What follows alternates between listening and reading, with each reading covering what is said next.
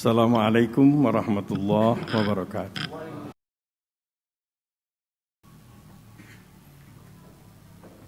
Alhamdulillah. Alhamdulillahilladzi arsala rasulahu bil huda wa dinil haq liyuzhirahu 'ala ad-din kullihi wa kafa billahi shahida. Ashhadu an la ilaha illallah wa ashhadu anna Muhammadan abduhu wa rasuluh. Allahumma salli wa sallim ala sayyidil mursalin wa ala alihi wa sahbihi ajma'in. Ma'asyiral muslimin, usikum wa nafsi bitaqwallah faqad fazal muttaqun. Ittaqullaha haqqa tuqatih wa la tamutunna illa wa antum muslimun. Fatazawwadu fa inna khairaz zadi taqwa. Inna akramakum indallahi atqakum. Jemaah Jumat yang berbahagia, Jumat kita kali ini telah masuk pada Syahrul Haram, bulan haram atau bulan yang mulia. Jadi ada 4 bulan yang ditetapkan oleh Nabi sebagai bulan yang mulia, yaitu 3 berturut-turut, Zulqa'dah, Zulhijjah dan Muharram, dan 1 bulan yang terpisah yaitu bulan Rajab. Tidak ada bentuk-bentuk ritual khusus, walaupun lahir di tengah-tengah masyarakat berbagai macam kegiatan-kegiatan yang dikaitkan dengan bulan tersebut. Jadi masih biasa saum sunatnya 13, 14, 15, kemudian juga mingguannya Senin dan Kamis dan seterusnya. Ibadah khusus di masjidnya ada yang disebut berdiam di masjid setelah subuh sampai kira-kira 1 jam, itu yang biasa dilakukan oleh Nabi, namanya adalah syuruk ya, sampai 1 jam itu. Peristiwa Isra ini diabadikan oleh Allah Subhanahu wa taala di dalam surat Bani Israil ayat 1, sedangkan peristiwa Mi'raj ada diungkapkan dalam surat An-Najm. Menurut ahli sejarah, peristiwa Isra Mi'raj ini merupakan titik tengah dari masa juang beliau. Jadi kalau kita mencoba mengukur masa juang beliau dari mulai beliau menyampaikan dakwah sampai meninggal dunia, katanya titik tengahnya itu adalah peristiwa Isra Mi'raj.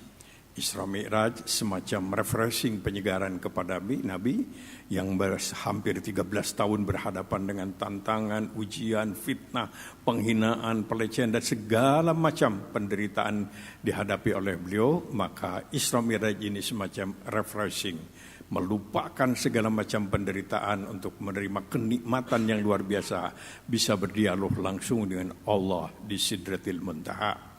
Dan Isra Mi'raj juga sekaligus merupakan pembekalan spiritual kepada beliau yang tidak lama setelah Isra Mi'raj beliau harus tinggalkan kota Mekah yang tidak kondusif untuk pembangunan dakwah pada waktu itu, berpindah ke Madinah menghadapi masyarakat baru dan membangun masyarakat baru, dan ternyata berhasil. Hanya dalam waktu sekitar 9 tahun beliau membangun dengan modal 200 orang, melahirkan orang-orang Islam yang ribuan yang ikut umroh saja, umroh qadha namanya, dengan Nabi 10.000 umat Islam. Itu hanya dalam waktu 7 tahun dari mulai beliau hijrah sampai pelaksanaan umroh.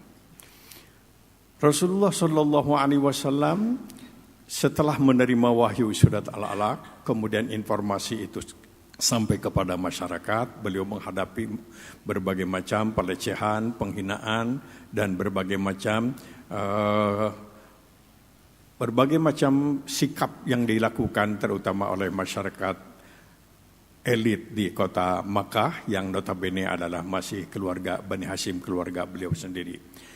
Allah Subhanahu wa taala menurunkan wahyu demi wahyu di surat Makkiyah. Terasa sekali semacam pembekalan spiritual, pembekalan kepada Nabi, apa yang harus dilakukan menghadapi tantangan ujian yang berat itu. Kita ambil beberapa kasus.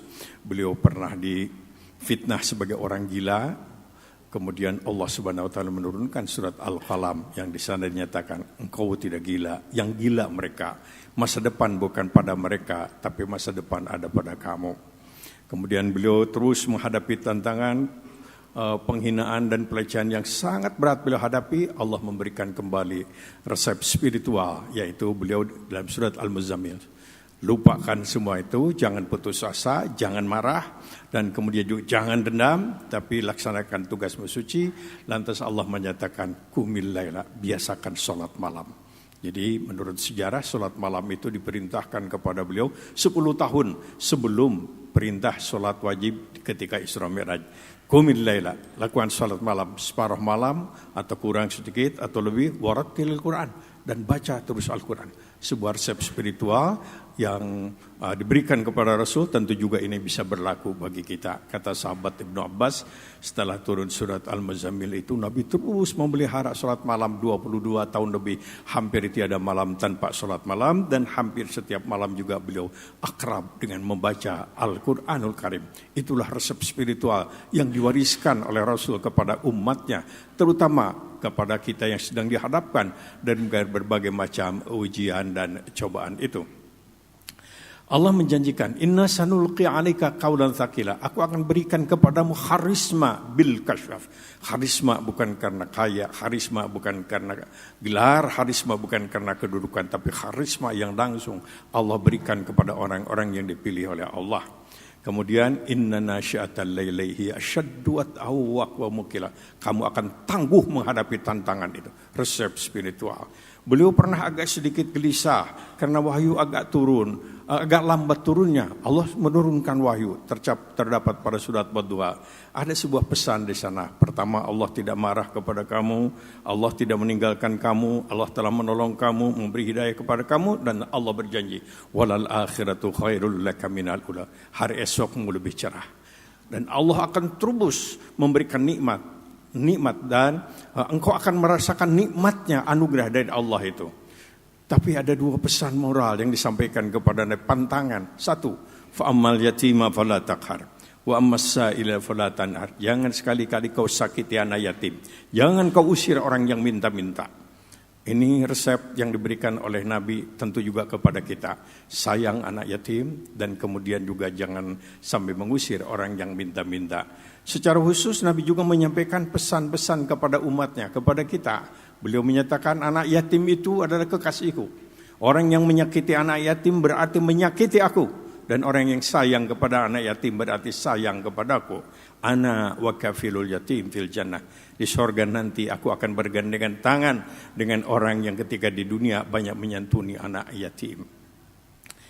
Selanjutnya Allah tidak lama setelah surat Wadduha turun surat Al-Insyirah Alam Nasrah. Di sana pemantapan kepada beliau. Sekarang kamu sudah tidak gelisah lagi, dadamu sudah mantap. Lantas Allah menyatakan sunnatullah, ketentuan Allah berlaku bagi Nabi, berlaku bagi umatnya, yaitu inna ma'al usri yusra, inna ma'al usri yusra. Kamu harus ingat, tidak ada kesulitan yang abadi. Tidak ada derita yang abadi. Beserta kesulitan sepanjang kamu hidup di dunia, nanti ada kemudahan. Diulang 2 kali, lantas Allah berpesan, fa'idha faragta fansab. Makanya kalau sudah mengakhiri satu masa tugas, berdiri tegak kembali melaksanakan tugas yang baru, dan selalu ikhlas mengharap ridho Allah Subhanahu wa taala. Demikianlah wahyu demi wahyu turun kepada Nabi, dan perintah untuk menyampaikan ajaran secara jelas dalam wahyu itu terdapat pada surat Al-Mudaththir. Surat Al-Mudaththir adalah dikatakan sebagai perintah dakwah pertama. Sudah saatnya kau bergerak dakwah. Rabbaka fakabbir. Luruskan niatmu hanya untuk membesarkan asma Allah. Jangan mengharap yang lain. Siyabaka fatahir. Engkau sendiri harus menjadi pelaksana pertama dari apa yang kau ajarkan. Bersihkan dirimu. Warujja fahjud. Tinggalkan itu peluang-peluang, potensi-potensi yang tidak baik, hijrah.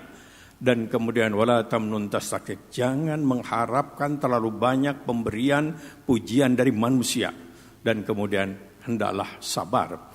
Begitulah wahyu demi wahyu turun. Setelah itu Nabi melaksanakan perintah. Beliau berhadapan dengan ujian, tantangan yang sangat berat sekali.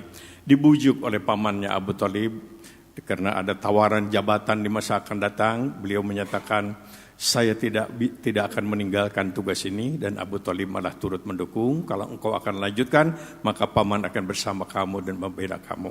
Kemudian Abul Walid menawarkan kekayaan, menawarkan jabatan untuk menjadi pimpinan kota Makkah pada waktu itu sampai kepada perempuan. Nabi juga tentu menolak. Lantas sekelompok anak-anak muda Quraisy waktu itu datang kepada Nabi menawarkan sesuatu yang kelihatannya menarik, yaitu mereka siap, kami semuanya siap akan menyembah Tuhanmu, tapi kami minta agar bulan depan engkaulah dengan teman-temanmu menyembah Tuhan kami, biar nampak kita ini tetap ada kebersamaan. Allah segera menurunkan wahyu surat Al-Kafirun yang dijadikan sebagai pedoman kita dalam hidup bermasyarakat dan berbeda agama, yaitu bagi Anda agama Anda, bagi saya agama saya. Saya tidak akan menyembah Tuhan Anda, Anda pun tidak perlu menyembah Tuhan saya. Lakum dinukum waliyadin.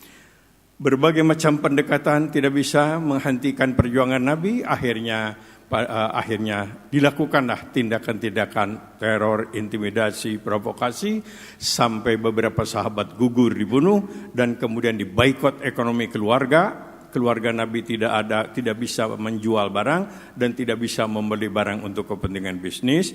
Dan pada saat yang sama Siti Khadijah meninggal dunia, Abu Thalib juga meninggal dunia. Dalam suasana batin yang seperti itulah Allah yang Maha Kasih, Maha Sayang kepada hambanya, kepada Rasulnya, kepada utusannya, dipanggillah oleh Rasulullah SAW untuk melaksanakan sebuah perjalanan spiritual, perjalanan yang luar biasa dari masjid tertua di Makkah ke masjid tertua kedua di Palestina.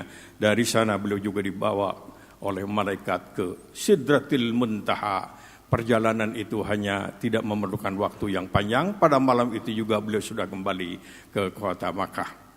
Jamaah yang berbahagia, tahapan-tahapan perjuangan yang dihadapi oleh Rasulullah SAW adalah menjadi teladan bagi kita. Dalam setiap perjuangan apapun akan ada ujian, tantangan, kemudian juga perbuatan-perbuatan yang tidak sama sekali kita kehendaki, tetapi resepnya sebetulnya ada pada Al-Quranul Karim, yaitu taqarrub kepada Allah, terus istiqamah melaksanakan perjuangan, dan jangan lupa tetap harus dekat dengan orang-orang yang kecil, orang-orang kecil, yaitu fakir, miskin, dan anak-anak yatim. Mudah-mudahan pelajaran Isra Mi'raj ini menjadi bagian juga daripada pelajaran yang bisa kita hayati dan kita amalkan sesuai dengan tantangan keadaan yang kita hadapi. Aqulu qouli hadza fastaghfirullahal azim innahu huwal ghafurur rahim.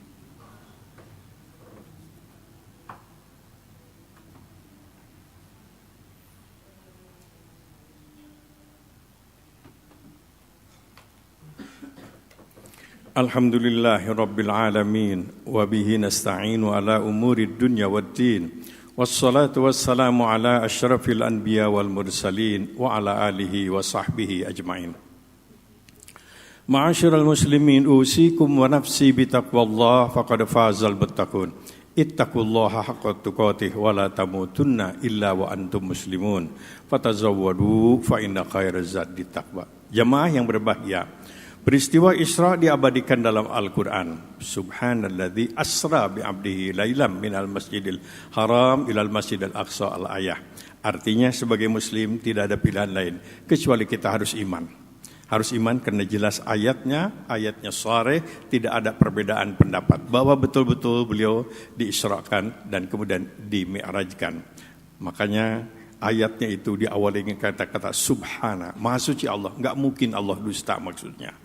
Kemudian yang kedua, kita akan menemukan cerita-cerita tentang Isra Mi'raj itu dengan berbagai macam hadis. Nah, inilah yang penting untuk kita pilih. Ada yang diterangkan oleh hadis yang sahih, yang dapat pada Sahih Bukhari pada Muslim, tapi juga ada yang diterangkan oleh hadis-hadis dhaif sehingga kita tidak perlu mempercayainya kecuali mungkin sebuah kekayaan informasi. Bahkan tidak sedikit cerita Isra Mi'raj itu diterangkan oleh hadis-hadis palsu, hadis maudhu. Oleh para ahli hadis dikatakan Israiliyah katanya. Hadis-hadis yang dibikin oleh orang-orang Israel dulu yang melakukan infiltrasi kepada kaum muslimin dan membuat hadis-hadis palsu. Hadis al-maudhu antara lain yang saya ingat adalah cerita tentang Nabi pulang dari Mi'raj, bergaul dengan Siti Khadijah, lahirlah kemudian Siti Fatimah. Hadis ini pasti palsu karena pada Nabi melaksanakan Isra Mi'raj itu setelah Siti Khadijah meninggal dunia.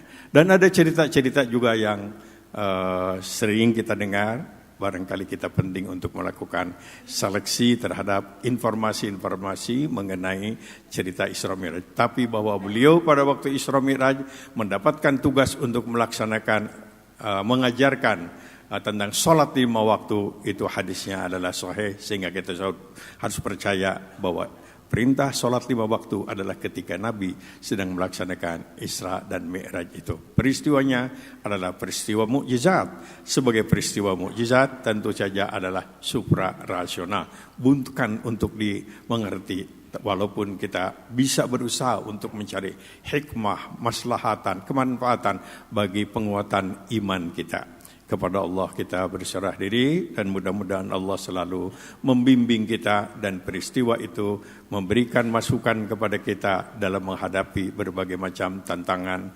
ujian yang mau tidak mau hidup di dunia ini kita akan berhadapan dengan tantangan dan ujian tersebut.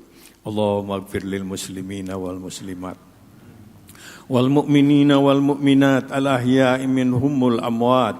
Allahumma rabbana la tuzigh qulubana ba'da idh hadaitana wa hab lana min ladunka rahmah innaka antal wahhab.